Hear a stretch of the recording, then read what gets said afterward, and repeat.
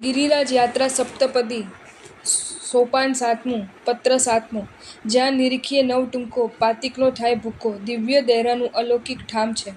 તત્ર શ્રી દેવગુરુ ભક્તિકારક સુશ્રાવક યોગ્ય ધર્મલાભ પૂજ્યપાદ શાસન સમ્રાટશ્રીની કૃપાથી આનંદ મંગલ વર્તે છે. પણ ત્યાં પણ તેમ જ હોય. તારો વિગતવાર પત્ર મળ્યો. હવેની યાત્રા સાચી યાત્રા થશે તે જાણ્યું. હવે આપણે નવ ટૂંકનું વર્ણન જોઈએ. ગિરિરાજ ઉપરના જીન મંદિરોમાં અને જીન પ્રતિમાનો જોઈએ. એ બધા નિર્માણ કરનાર શ્રાવકોના ઉદારતા, ભક્તિ અને સાહસ જોઈને એનો જેમ જેમ વિચાર કરીએ તેમ તેમ અહોભાવ અને અનુમોદનાના ઝરણાં વહેવા લાગે છે. ક્યારેક આપણી સાદી બુદ્ધિથી વિચારીએ તો થાય કે આટલે દૂર આટલે ઊંચે આવા મોટા મોટા જીનબિંબો અને આવા વિશાળ આભા ઊંચા જીન મંદિરોનું નિર્માણ કેવી રીતે કરી શક્યા હશે? આજે આટલા સાધનો વધ્યા પછી પણ આપણને દુઃશક્ય લાગે છે તો તે વખતે કઈ રીતે શક્ય બન્યું હશે? જ્યારે શ્રદ્ધા, સંકલ્પ અને નિર્ધાર શક્તિનો વિચાર કરી છીએ ત્યારે આ બધું એકદમ શક્ય લાગે છે. પરમાત્માના દર્શન થાય છે. અહીંના જીનબિંબોમાં પરમાત્માના દર્શન થાય છે. તેની સાથે સાથે ભક્તોની મૂર્તિમંત શ્રદ્ધાના પણ દર્શન થાય છે. નવ ટૂંકમાં તો કેવા મોટા મોટા જીનબિંબો છે.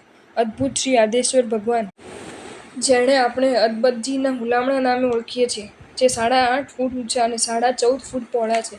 એમનું બીજું નામ સ્વયંભૂ આદિનાથ પણ છે. ગિરિરાજથી ચારે બાજુના 25-25 માઇલ દૂરથી જે શિખર દેખાય છે તે વાદળથી વાતો કરનારું શિખર આ જ નવ ટૂંકમાં છે. આ નવ ટૂંકની યાત્રા હનુમાન ધારાથી એક રસ્તો નવ ટૂંકમાં જાય છે ત્યાંથી શરૂ થાય છે. એ ડાબી બાજુ એક અંગારસા પીર આવે છે. તેની કથા જાણવા જેવી છે. આપણને એમ થાય કે આ ગિરિરાજ ઉપર આની શી જરૂર? પણ તેમને તેઓ અહીં રક્ષક તરીકે રહ્યા છે. અંગારસા પીરની કથા આ વાત ટૂંકમાં આ પ્રમાણે બની છે. કરમના ખેલ છે. વિચિત્રતાની ખાન એનું નામ જ સંસાર. કલ્પના શક્તિ જ્યાં અટકી જાય ત્યાંથી કર્મ શક્તિ શરૂ થાય. પાટણ ઉત્તર ગુજરાતમાં મુસ્લિમ સુબાનું રાજ્ય ચાલે. સત્તા, યુવાની ને અવિવેક આ ત્રણ મળે અને તરખાટ ન મચાવે તો જ આશ્ચર્ય. સુબો યુવાન, મર્દ ઘેલો, રૂપ પાછળ પાગલ, જે આંખને સાંજે તેવું રૂપ જોયું નથી ને તેને પોતાનું કર્યું નથી. માત્ર સૌંદર્ય પ્રેમી હોય તે તો હરણની આંખ અને શિંગડા રેશમ જેવી રૂંવાટીને આછી આછી ટપકી જોઈને ખુશ ખુશ થઈ જાય. પણ શિકારી? શિકારી તો તેને એ રીતે રહેવા જ ન દે. રહેસી નાખે, પીખી નાખે ત્યારે જ તેને જંપ મળે. પાટણની પાસે કુણઘેર નામે ગામ, જે ગામ આજે હયાત છે. ત્યાં દશા શ્રીમાળી જૈન શ્રાવક વસે. ભાણસી સોની તેનું નામ, કોડાઈ તેની પત્ની. બંનેનો ધર્મનો ભારે રાગ.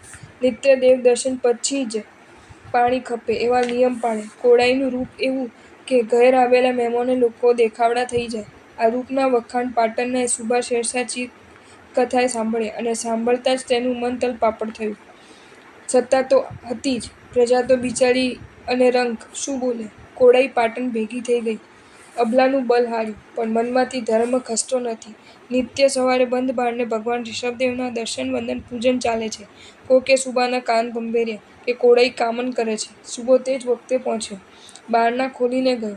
કોડાઈ છેડાઈ ગઈ. આ શું? આટલો વખત પણ મારો નહીં? સુબાએ પૂછ્યું, શું કરે છે? કોડાઈ કહે, ભગવાનને ભજું છું. કોણ છે આ ભગવાન? ક્યાં રહે છે? કોડાઈ કહે કે ભગવાન ઋષભદેવ નામ છે. રહે છે પાલિતના શત્રુંજય પર્વતના શિખરે. એક દિવસે સુબાને ધૂન ચડી, ચાલો પાલિતના. થોડા માણસો સાથે ઉપડ્યા. 2 જણા પોતે, 1-2 ચોકિયાતો, રસાલો ને સાથે કોળીઓ અંગારસા. કાફલો પહોંચ્યો પાલિતના. તૈયાર થઈને આવ્યા દાદા ઋષભદેવના દરબારમાં. સુબો દાદાને રૂપને જોઈને ઉવાળી ગયો. આફરીન પોકારી ગયો. રાજીપો પ્રગટ કરવા સોના મહોરનો થાળ મંગાવ્યો. અંગારસા આ બધું જોતો હતો. તે અત્યાર સુધી શાંત હતો. પણ સોના મહોરનો થાળ જોઈને અંગારસાની આંખે અંગારા વરસવા લાગ્યા. તે આંખી શક્યો નહીં. સુબા ઉપર રેસ ચડ્યો, પણ તેને શું કહેવાય એટલે સીધો કૂદ્યો ભગવાન ઋષભદેવ તરફ. તીક્ષ્ણ હથિયારનો ઘા કર્યો. વાતાવરણમાં હાહાકાર મચી ગયો. ઘા ઘડતા તો કર્યો, પણ વળતા હૈયામાં ભય, ગભરાટ અને પીડાની શૂલ ભૂંકાઈ ગઈ. તે તો ત્યાંથી નાઠો ભાગ્યો. જ્યાં જવાય ત્યાં આધેડર પથરા ઠેકતો ઠેકતો ક્યાંક પગ મૂકવા ગયો ને પગ ના ઠર્યો. ગભરાટમાં જ ગબડ્યો ને ત્યાં જ એના રામ રમી ગયા. ક્ષણવારમાં જ આ બધું બની ગયું. સુબો તો આવક બની ગયો. કોડાઈના આંસુ સુકાતા નથી. બધા પૂતલા જેવા જડ. આકાશમાં ગડગડાટ. શત્રુંજયના રક્ષક કપરદી પાસે નતમસ્તકે ઊભેલા દેવ વિનવે છે, ગડગડે છે, મને આ તીર્થનું રગપોકું સોંપો. કપરદીનો ક્રોધ હજી શાંત નથી થયો. કહે, હમણાં તો તું જ ધારદાર હથિયાર લઈને દોડ્યો હતો અને હવે રખોપું માંગે છે? તું જ અંગારસા છો ને?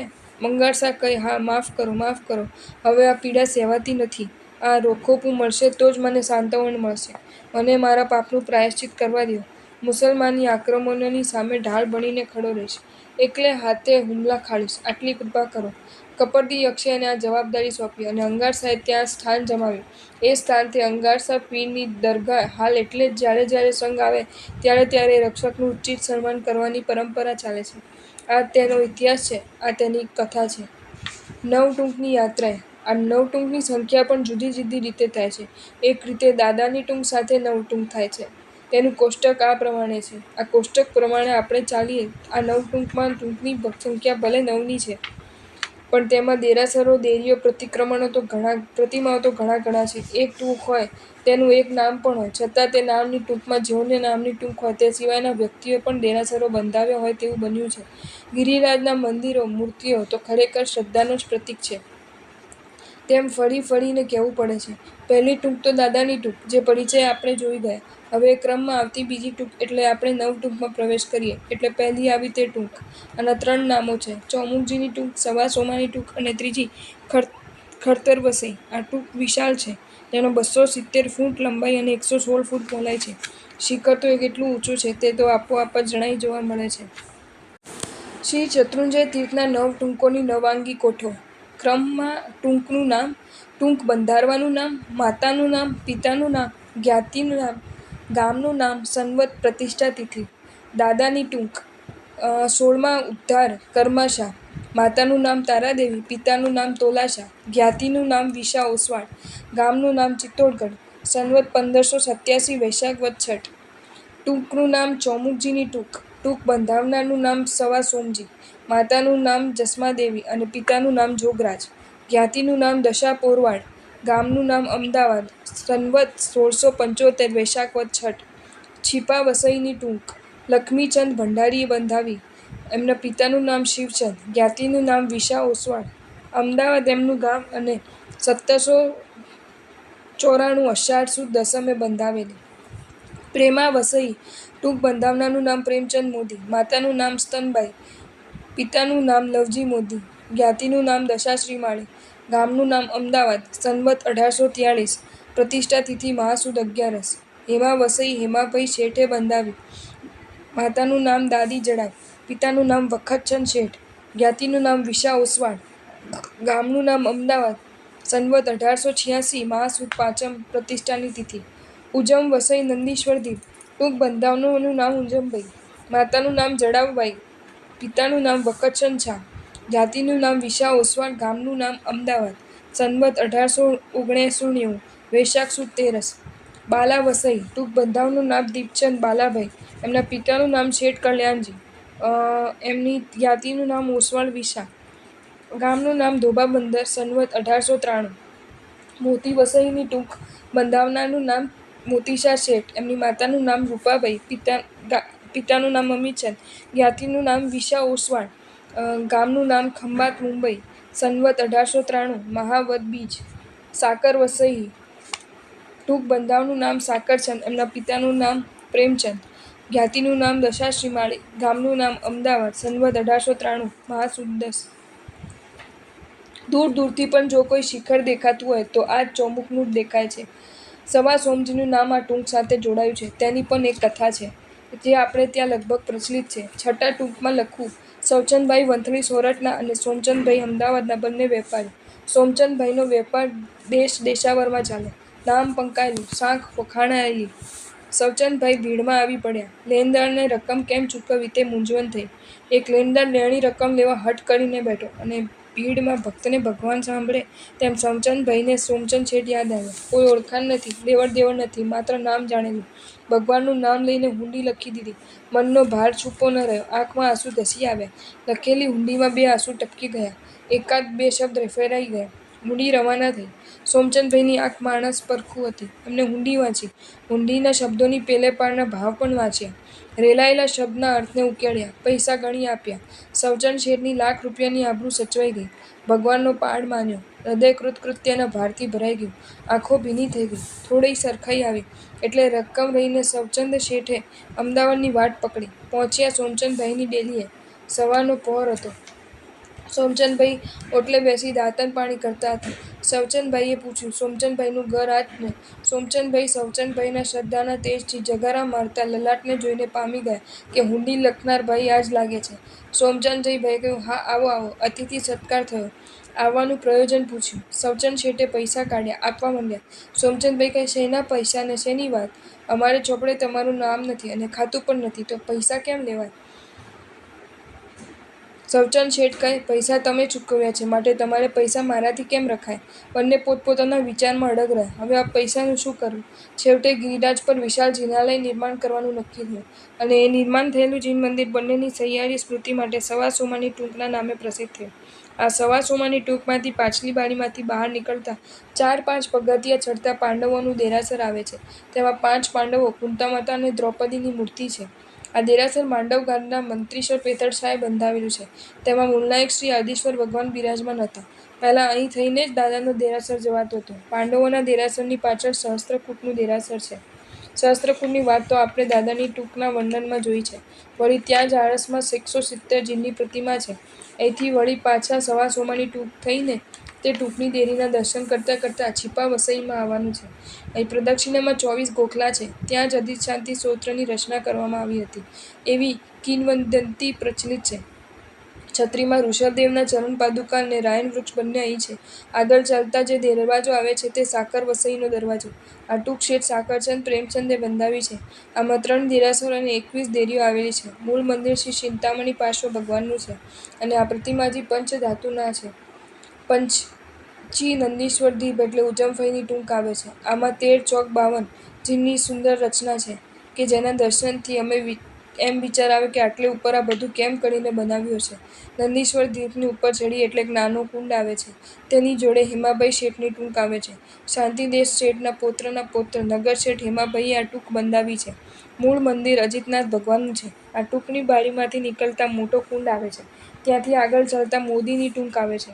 મોદી પ્રેમચંદ લવજી, જેઓ અમદાવાદથી સંઘ લઈને અહીં આવ્યા હતા. અહીં 51 દેરી અને મૂળ મંદિર એમ 52 જિનાલય છે. મૂળનાયક શ્રી ઋષભદેવ ભગવાન છે. શ્રી પુંડરીક સ્વામી ભગવાનનું મંદિર પણ તેમણે જ બંધાવેલું છે. અહીંથી આગળ એક સુરતવાળાનું દેરાસર આવે છે. સુરતના શેઠ રતનચંદ ઝવેરચંદનું બંધાવેલું છે. અહીં જે 2 ગોખલા છે તે સાસુ વહુના નામે જાણીતા છે.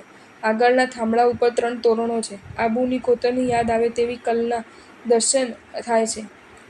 થાંભલામાં કલાકારે કારીગરી પણ કરી છે. એક થાંભલામાં એક પૂતલી, એમ 3 થાંભલામાં 3 પૂતલી છે. આને 3 પૂતલી ક્રમશ એકને સાપ, એકને વીંછી અને એકને વાંદરો કરડે છે. આ 3 દ્રશ્ય માટે દર્શકો તરે-તરેની વાતો જોડી કાઢે છે, કલ્પી લે છે. મૂળ રહસ્ય કાંઈ મળતું નથી, પણ કોઈક હતું તો હોવું જ જોઈએ તેવું જણાય છે. શિલ્પીએ પણ પ્રાણ રેડ્યા છે. આ બારીકાઈથી જોવા જેવું છે. સહસ્ત્રફણા પાર્શ્વનાથ ભગવાનનું બિંબ મનોહર અને રમણીય છે. મોદીની ટૂંકથી આગળ ઉતરતા 75 પગથિયાં પછી એક નાની દેરી આવે છે. આ દેરીની એક દંતકથા છે. જોકે તે દંતકથામાં કોઈ વજૂદ નથી, પણ કહે છે કે માણેકભાઈ રિસાઈને આવ્યા તેની સ્મૃતિમાં આ દેરી બનાવવામાં આવી છે. તેની બાજુમાં અદ્વૈતજી શ્રી આદેશ્વર ભગવાનની મૂર્તિ છે. તેનો અભિષેક વર્ષમાં માત્ર એકવાર કરવામાં આવે છે. 18 ફૂટ ઊંચા અને 14 ફૂટ પહોળા આ પ્રતિમાજી બાળકોનું મોટું આકર્ષણ છે. આ અદભુતજીથી બહાર નીકળી અને પગથિયાં ઉતરીએ ત્યાં બાલા વસઈની ટૂંક આવે છે. તે ટૂંક ઘોઘાના રહેવાસી શેઠ દીપચંદજી કલ્યાણજીએ લાખો રૂપિયા ખર્ચીને બનાવી છે. દીપચંદ શેઠનું હલામણું નામ બાલાભાઈ હતું, તેથી બાલા વસઈ નામ પડ્યું. આમાં પણ આદિશ્વર ભગવાન અને પુંડરીક સ્વામીજીનું દેરાસર છે. આ દીપચંદ શેઠ મુંબઈમાં બહુ જાણીતા હતા. રોડીજીના દેરાસરની પાસે તેમણે એક ચાળી બંધાવી હતી.